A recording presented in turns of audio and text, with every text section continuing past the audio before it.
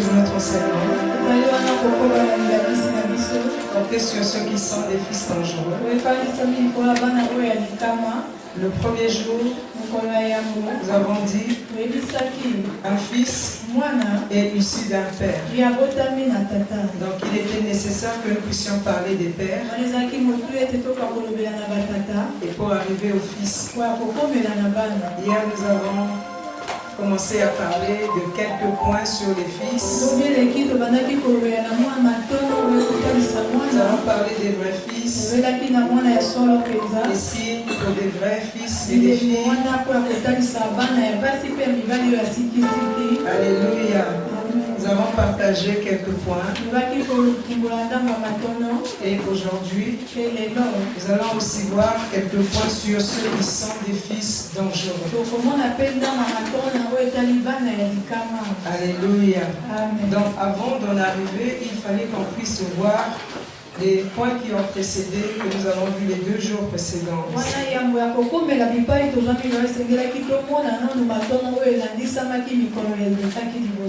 Alors les fils dangereux sont certains de nos fils ou certains de vos fils spirituels. Il s'agit ici d'un fils. Ce n'est pas un membre, ce n'est pas un chrétien que je connais. Il est question de ton propre fils.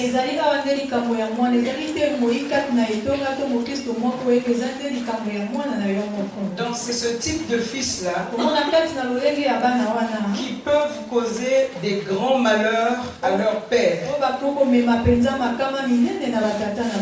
Alléluia. Amen. Et en tant que leader, nous ne devons pas être surpris si ceux-là que nous élevons, que nous formons, se retournent contre nous un jour. On dit bien ceux qui sont des fils dangereux, c'est-à-dire tes propres enfants. Donc un leader ne doit pas être surpris de voir un de ses enfants, un de ses fils qu'il a élevé se retourne contre lui un jour. Alléluia. Nous voyons dans la Bible comment le fils de David s'est retourné contre son propre père. Donc tu peux avoir un fils mais qui a un esprit d'Absalom. Et ce sont ceux-là qu'on appelle par des fils dangereux. Alléluia. Des fils qui se retournent contre leur propre père. Les fils qui revendiquent leur héritage. Ils revendiquent l'héritage de leur père.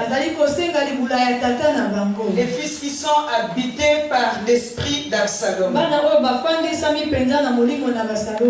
Alors les points que nous allons partager, c'est pour que nous puissions voir. De la même manière, nous avons eu à partager un point qui nous disait comment identifier un père. Et ce point-ci également, c'est comment identifier un fils qui s'opposera à son père un jour. Comment identifier un fils qui s'élèvera contre son père pour le tuer un jour. Et le meilleur livre dans lequel l'on peut puiser, là où on peut trouver des références des fils dangereux, là où on peut traiter certains points, le meilleur c'est la Bible. 12 signes qui dévoilent un fils dangereux. Lorsque tu vois ce signe, tu vois ces différents signes dans ton fils, il faut savoir qu'auprès de toi, tu as un rebelle potentiel.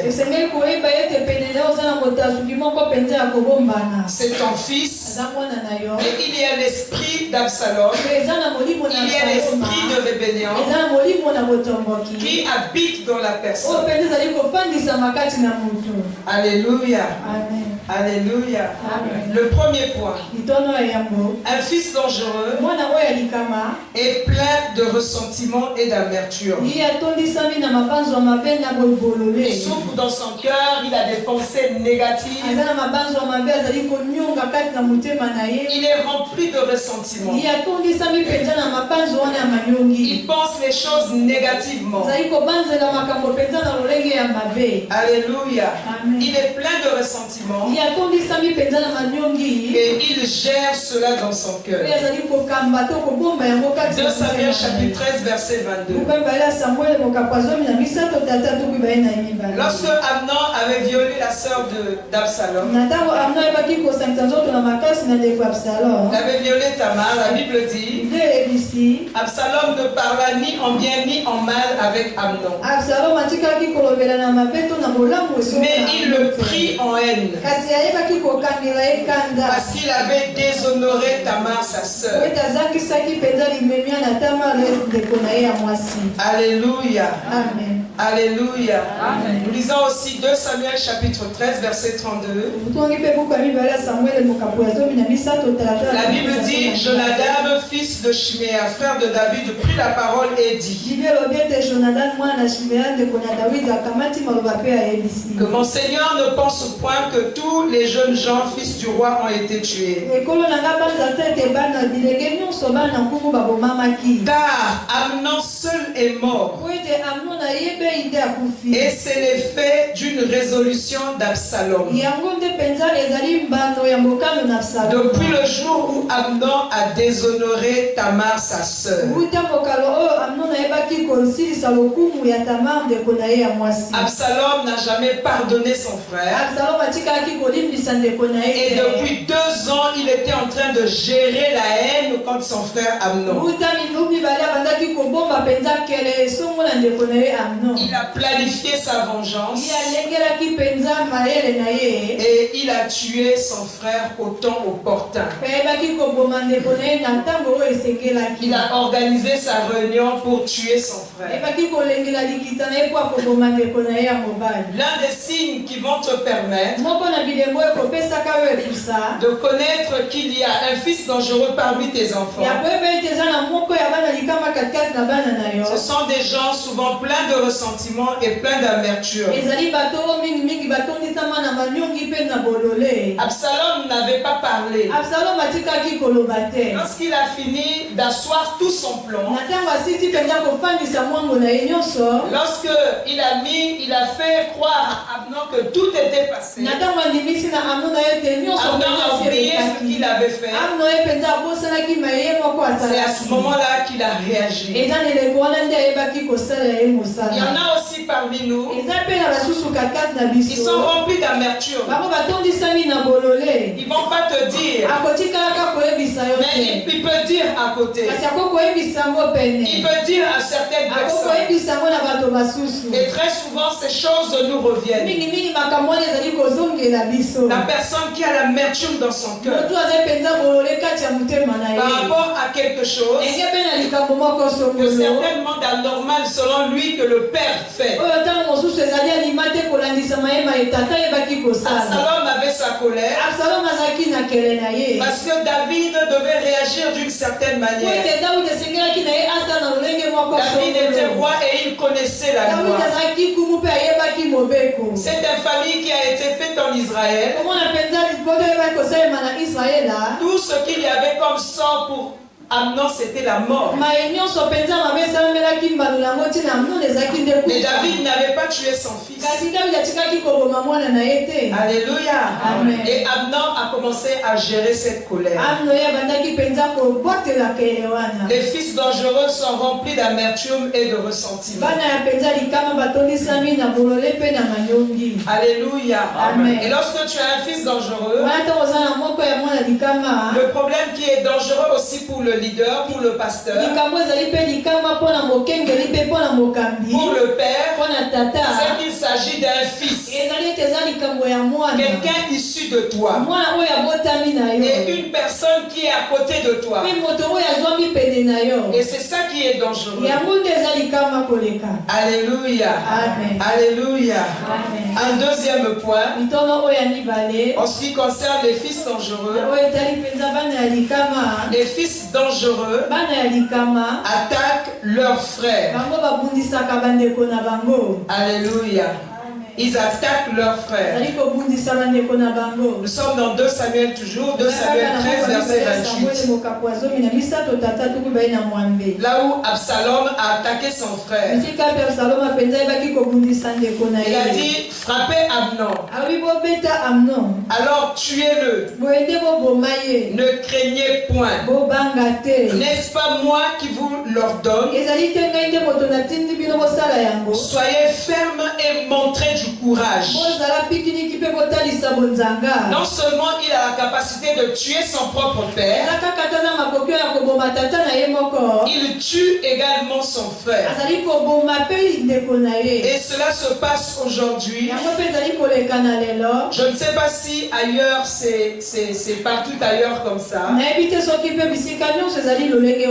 Mais dans la plupart de nos assemblées entre la RC, la République du Congo et la RDC, nous apprenons des frères qui tuent leurs frères. Alléluia.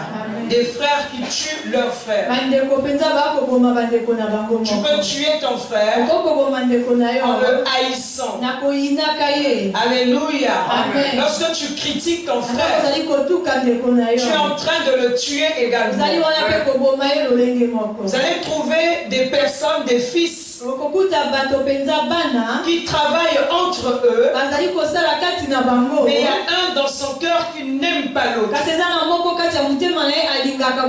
Certainement pour des questions d'honneur. Alléluia. Amen. Pour des questions de titre. Il sous-entend qu'il n'a pas été vraiment respecté. L'autre personne ne l'a pas parlé comme il se doit par rapport au rang et au titre qu'il a à l'église. Il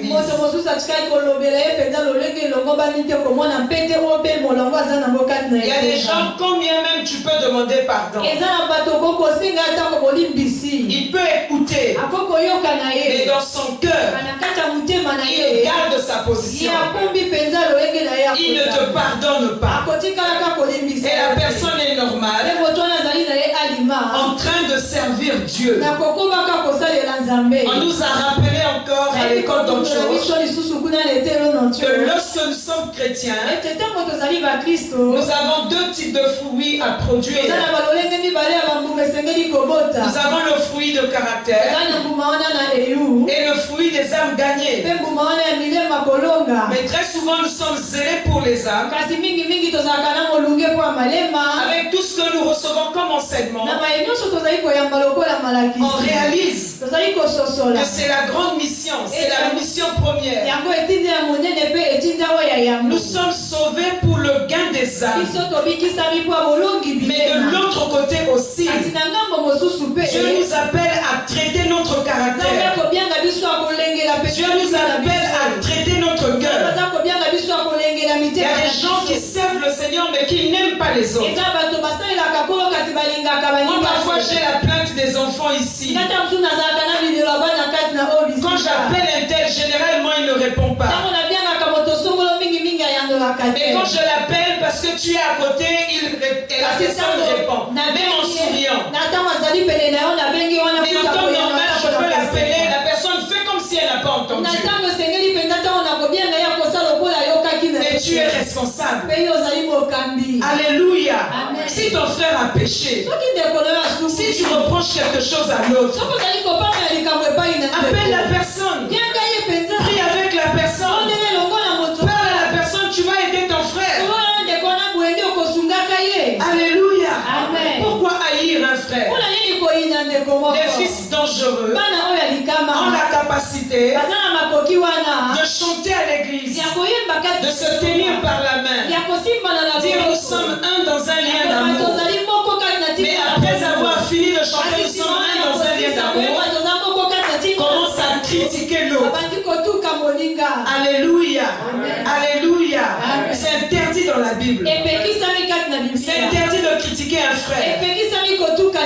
Mais lorsqu'un frère a péché, on ne dit pas que lorsqu'un frère a péché, je vais vers le frère. On ne dit pas que lui il a péché, il doit venir vers moi. Parfois il n'est même pas conscient de son état de péché. Il suffit de s'approcher de l'autre et les choses s'arrangent. Alléluia. À l'époque, je me disais que ces choses, on les trouvait le plus souvent parmi les femmes. Mais il n'y a pas que les femmes. Il y a aussi des frères. Il y a aussi des hommes. Alléluia. Vous sentez que telle personne avec telle autre personne, c'est à peine qu'on répond à son bonjour. Parce qu'un jour l'autre avait commis un péché. Même Jésus il pardonne le péché. Mais le péché contre toi, c'est vraiment un blasphème contre le Saint-Esprit. Il y a des gens qui ont pris la place du Saint-Esprit pour ne pas pardonner aux autres. Moi, je reçois beaucoup de plaintes. Alléluia. Amen. Alléluia. Amen. Non, si elle était là, répondu, maman, parce que tu étais là. Alléluia. Amen. Il y en a d'autres qui appellent ceux qui sont plus jeunes. Hey, toi, hey. Mais c'est un frère. Alléluia. C'est une sœur. C'est un serviteur de Dieu. Si le frère a un péché, va vers le frère. Si tu ne peux pas aller vers ton frère, si tu ne peux pas lui parler, alors ne parle pas. Quand tu vas vers d'autres personnes, tu parles d'un frère, tu le tues comme Absalom a tué Amnon. Absalom a rassemblé les gens pour leur donner la stratégie. Il dit faites-le jusqu'à le tuer.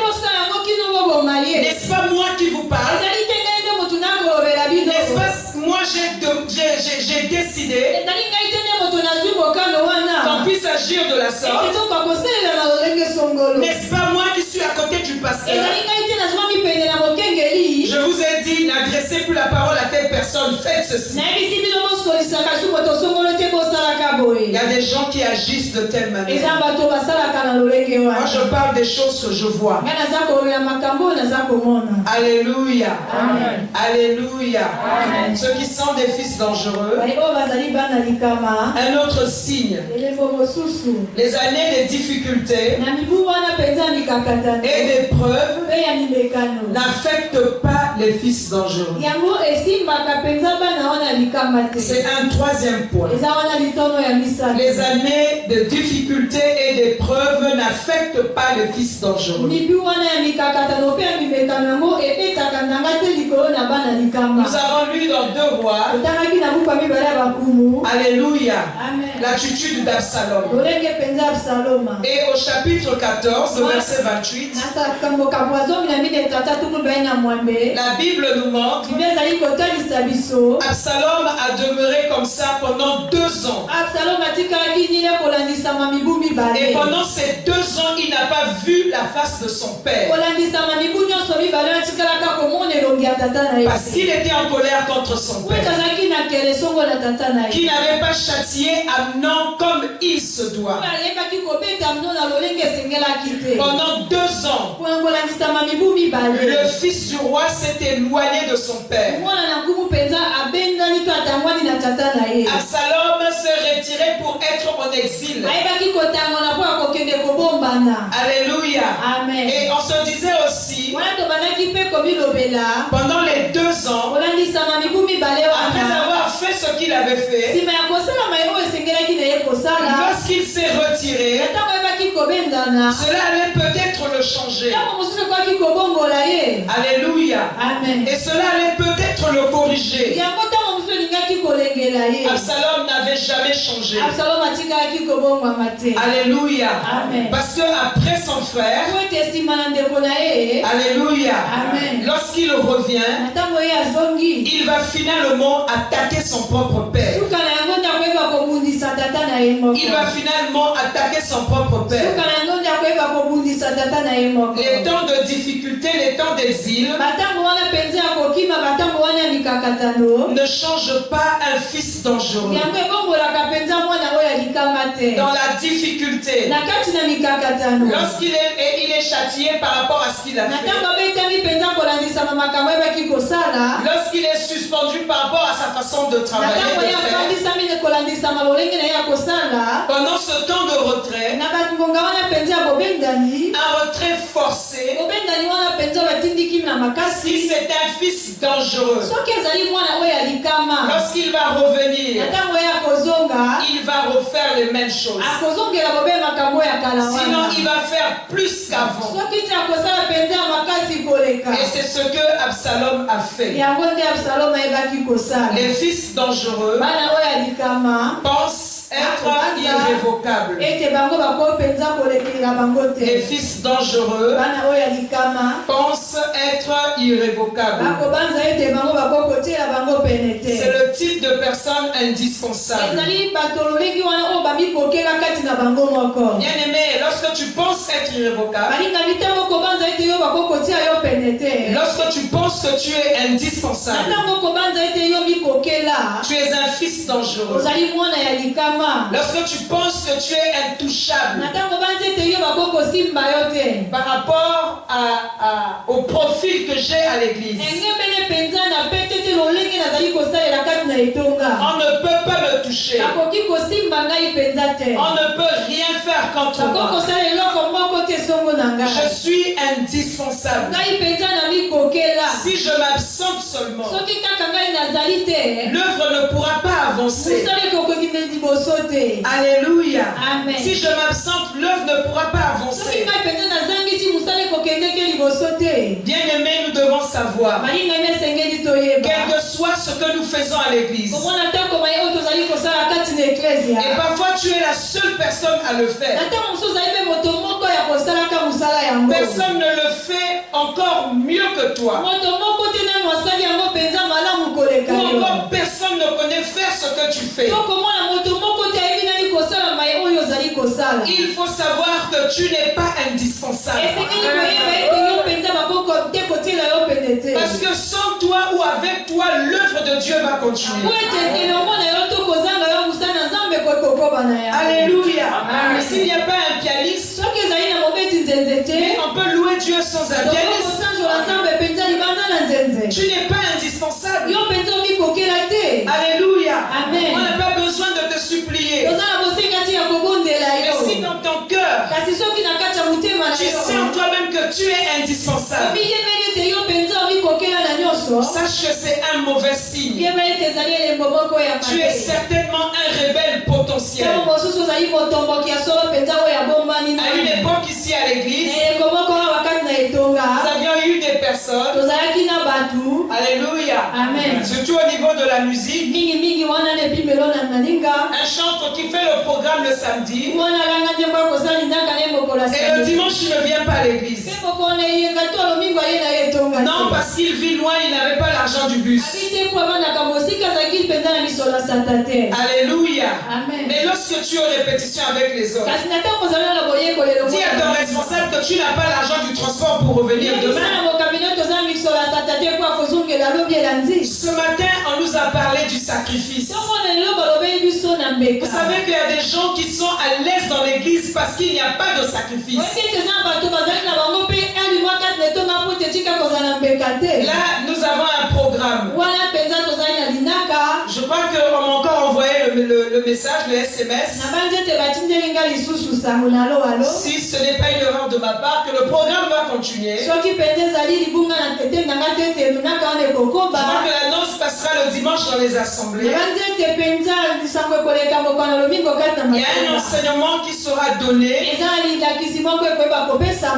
dans le domaine des finances et dans le domaine des affaires. Dans ceux qui entreprennent, ceux qui sont dans le monde des affaires ou ceux qui vont rentrer dans ce monde-là.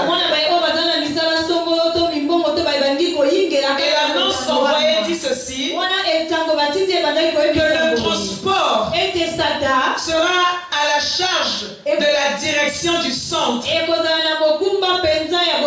savez que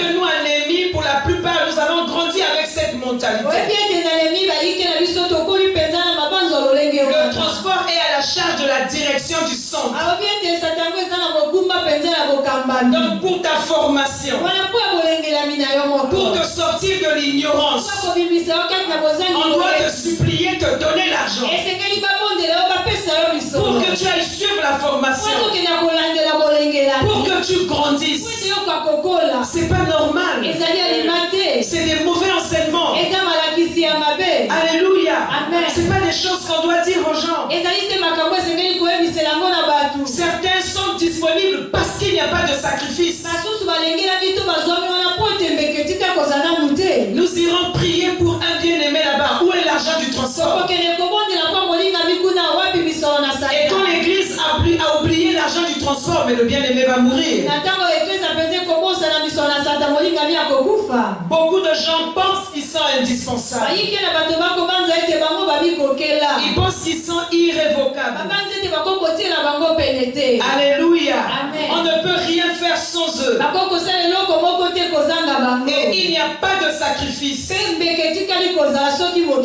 Alléluia. Et un jour, avec le frère de la musique, qui pouvait parfois être là, parfois ne pas être là. Alléluia. Il arrivait des fois, il pouvait disparaître, ensuite il réapparaît et il vient jouer. Alléluia. Moi je sais une chose, on peut louer Dieu en battant les mains, on peut louer Dieu en utilisant le tam-tam, même si on peut dire les choses ont évolué. Aujourd'hui il y a beaucoup de choses qu'on peut utiliser pour la musique. Alléluia. On peut tout utiliser. Et en l'absence de ces choses, on peut louer le Seigneur.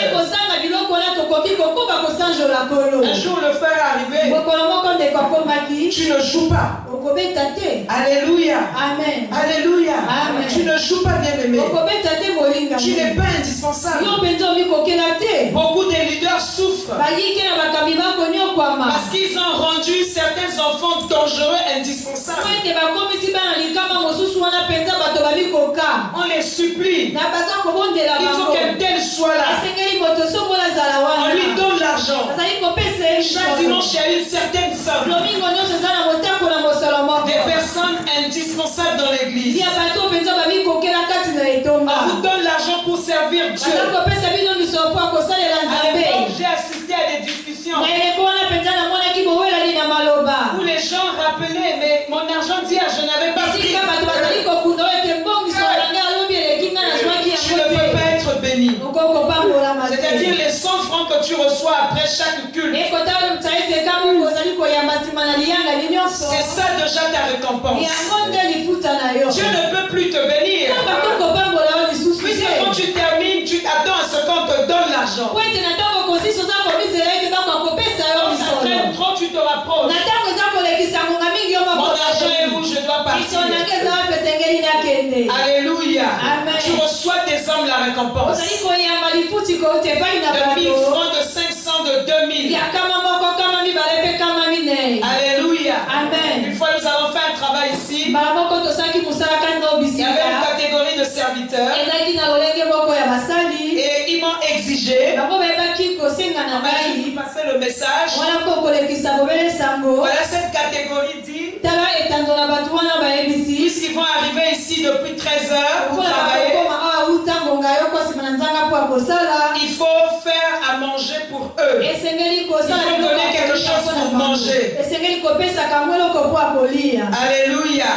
Je dis, on s'arrête là. On n'a plus besoin d'eux. On va travailler avec ce que nous avons. Parce que je serai à l'église depuis 13 heures. Et on va finir à 18 heures. Il faut que l'église me nourrisse d'abord pour que j'ai la force de travailler. Dis à Dieu de te nourrir. Parce que tu es venu servir Dieu. Alléluia. Chacun de nous ici est venu servir son Dieu. Je suis en train d'écouter la parole de Dieu. Je suis venu pour apporter la parole de Dieu. Moi je prêche. Elle est en train d'interpréter. Quand on termine, elle va se rapprocher de moi pour me dire où est mon transport.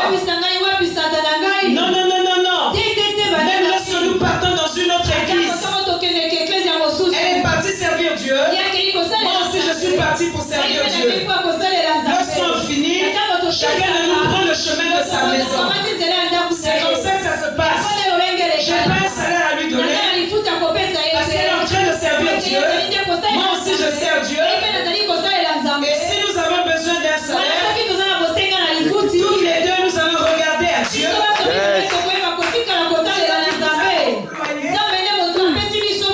Pour que Dieu puisse donner à chacune de nous la récompense.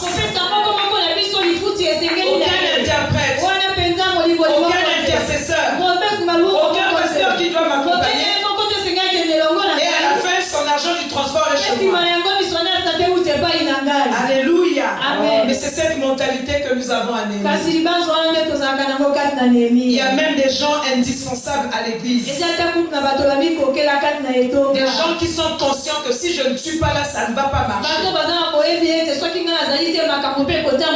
Ça va marcher sans toi. Parce que c'est l'œuvre de Dieu. Alléluia. Amen. Tu vas reconnaître les fils dangereux. Il y a ces signes-là. Ils se disent indispensables. Alléluia. Amen. Ils sont indispensables. Alléluia. Amen. Un autre point, les fils dangereux pensent pouvoir remplacer leur père.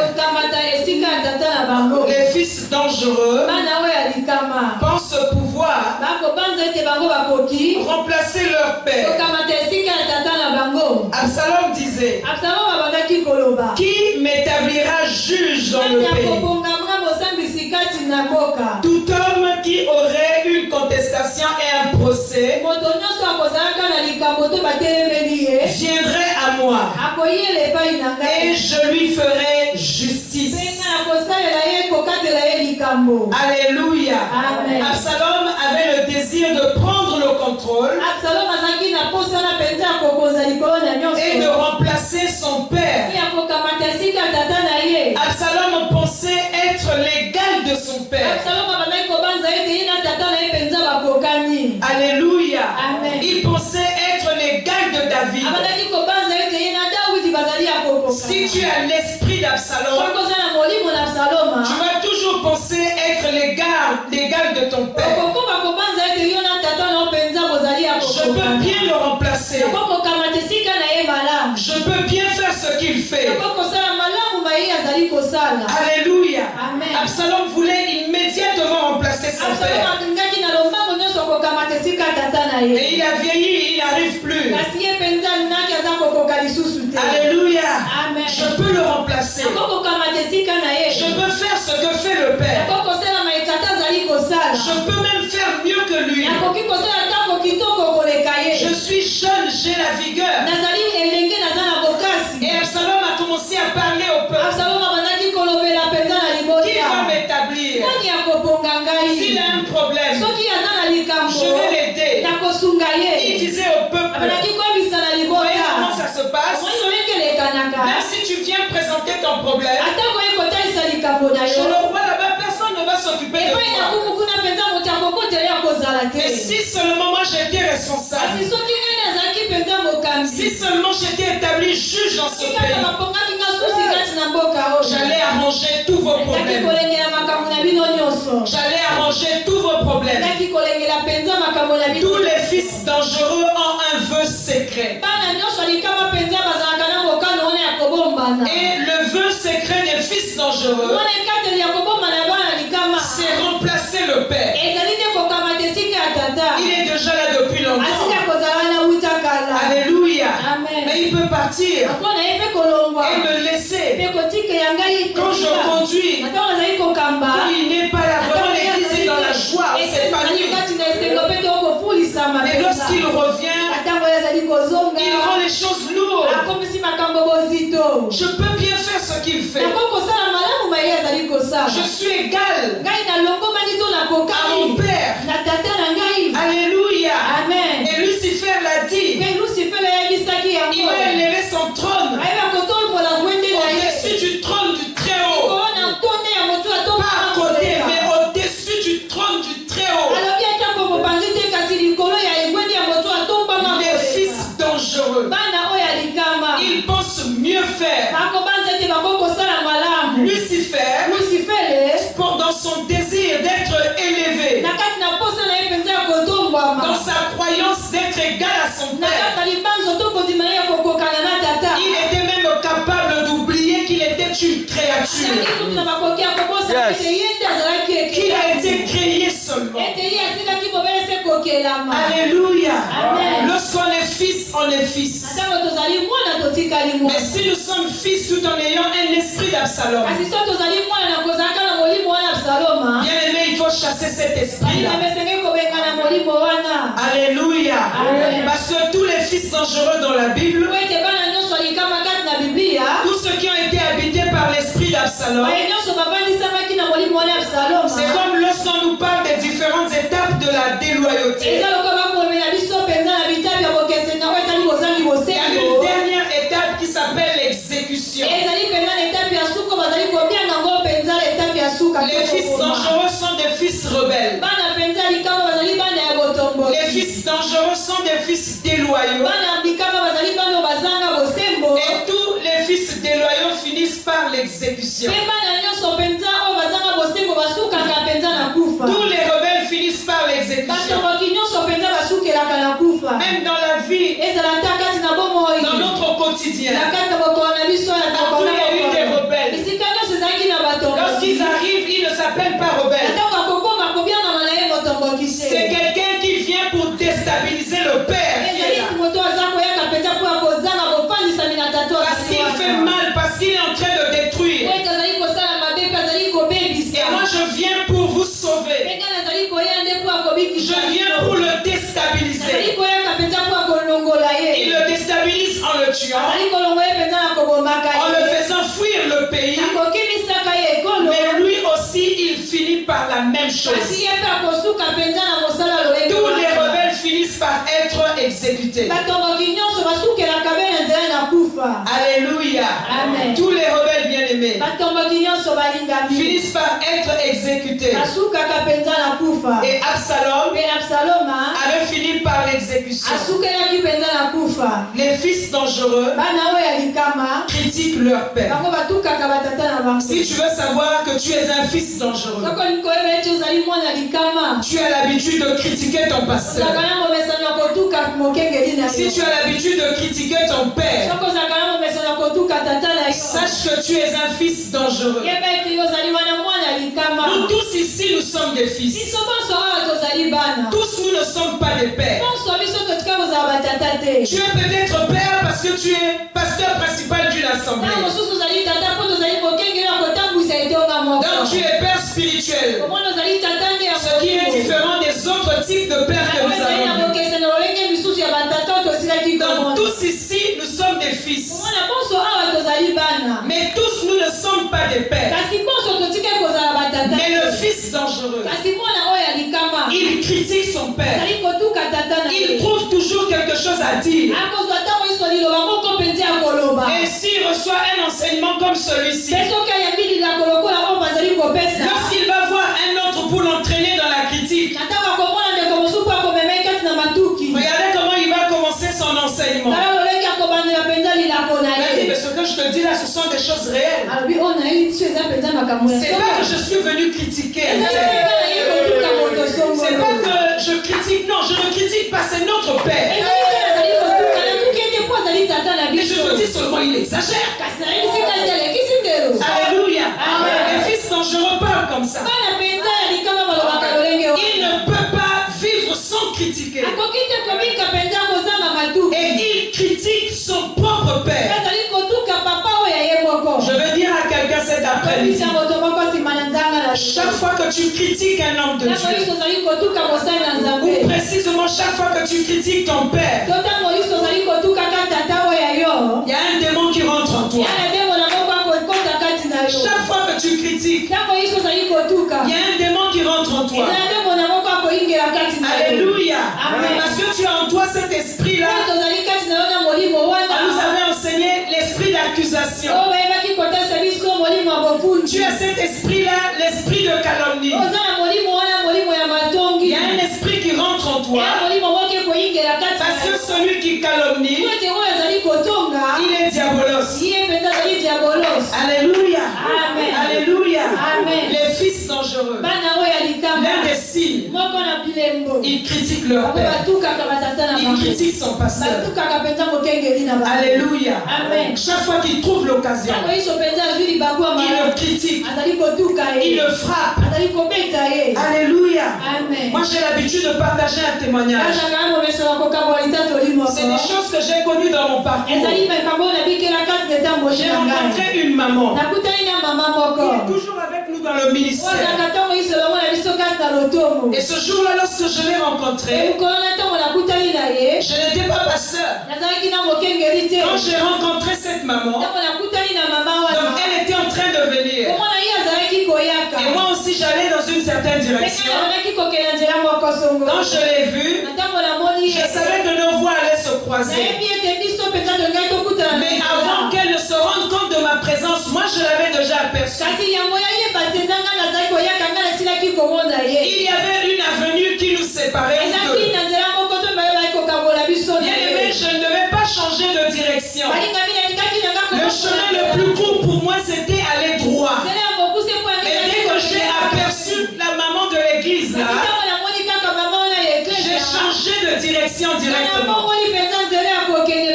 Pourquoi? Parce que lorsqu'on va se rencontrer, obligatoirement elle va critiquer quelqu'un. Tu étais le dimanche à l'église. C'est ce genre de causerie que je vais avoir avec elle. Donc pour éviter cela, j'ai changé de direction. Alléluia. Et un jour nous avons eu culte d'ensemble. C'était le mois de mars. Nous sommes encore dans la salle de Rio. Donc là où était l'assemblée du grand roi.